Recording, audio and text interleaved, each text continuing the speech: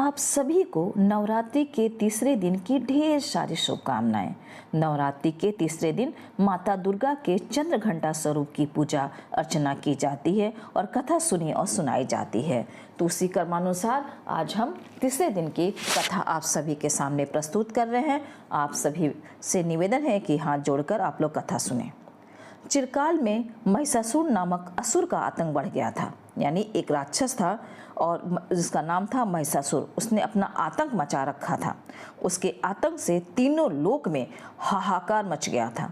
भगवान द्वारा प्रदत्त अतुल बल से महिषासुर इतना शक्तिशाली बन गया था कि वह अपनी शक्ति का दुरुपयोग कर स्वर्ग पर अपना आधिपत्य जमाना चाह रहा था। इस प्रयास में वह लगभग सफल भी हो गया था।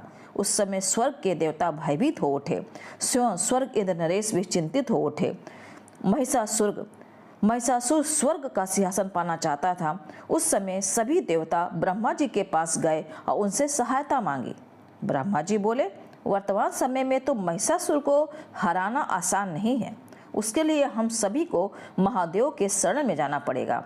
उस समय सभी देवता सबसे पहले जगत के पालनहार भगवान विष्णु के पास गए और उनसे सहमति लेकर सभी महादेव के पास कैलाश पहुंचे।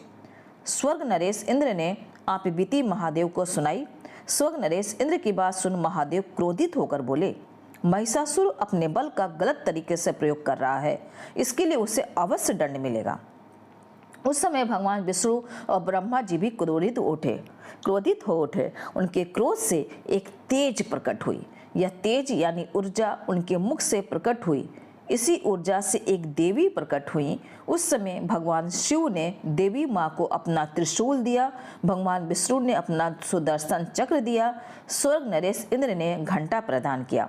इस प्रकार सभी देवताओं ने देवी माँ को अपने अस्त्र और शस्त्र दिए।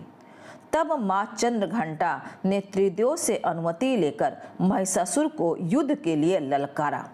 शास्त्रों में निहित है कि कालांतर में माँ चंद्र घंटा और महिषासुर के मध्य भीषण युद्ध हुआ।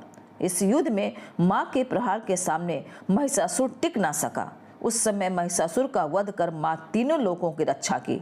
तीनों लोकों में माँ के जयकारे गूंजने लगे। कालांतर में माँ चंद्र घंटा की पूजा उपासना की जाती है। माँ अपने भक्तों के सभी दुख हर लेती हैं, यानी उनके कष्टों को अपना लेती हैं और उनको सुख में बदल देती हैं। साथ ही सुख समृद्धि और शांति प्रदान करती हैं। अतः साधक श्रद्धा भाव से शारदीय नवरात्रि के तीसरे दिन माँ चंद्र घंटा की उपासना करते हैं।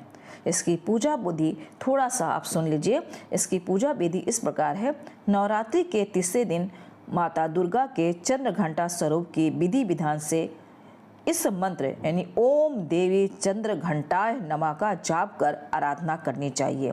इसके बाद माँ चंद्र घंटा को सिंदूर, अक्षत, गंध, धूप, पुष्प आदि अर्पित करें।